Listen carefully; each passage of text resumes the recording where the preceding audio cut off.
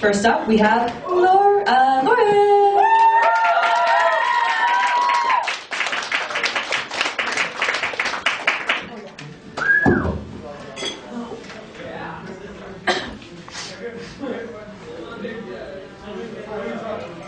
In grade 6, we formed reading buddies with the kindergarten students.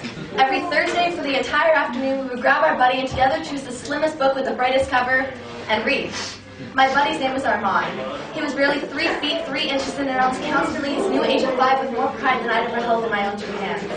This one time, we met as a drizzle of rainfall surrounded the school, hitting the windows, composing the most soothing drumbeat as we read a story about a princess searching for true love.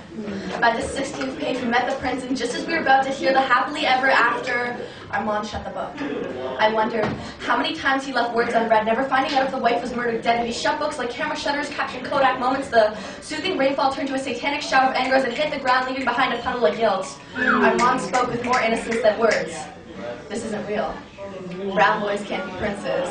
Just then, I realized every story we had ever read together had never contained the theme and morality we as a team were searching for until now. Speechless, we listened to the loud patter, and I swore a pathetic fallacy was created for this very moment. I held Armand's hand and pictured our identities mixing and creating a new color. I wondered what it would look like, but then I realized beautiful is a stronger adjective than brown.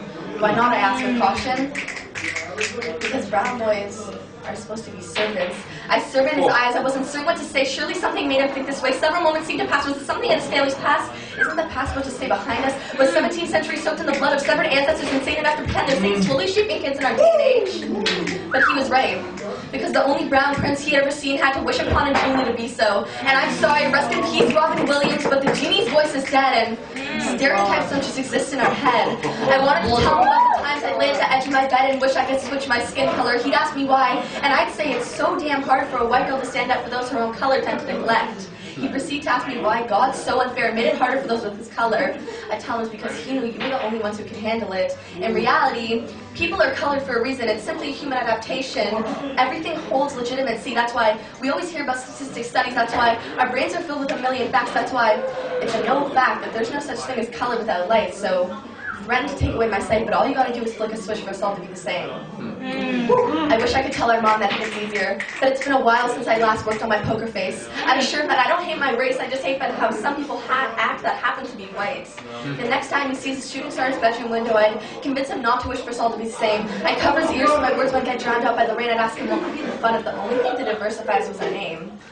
I'd repeat one last time that his color was no accident, then a tear would escape his eyes like the non-coming rainfall outside, and he'd say, I wish it was.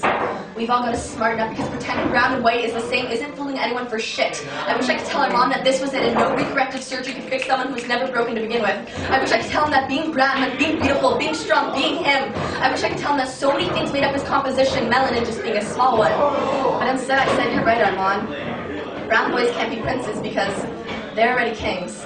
Oh.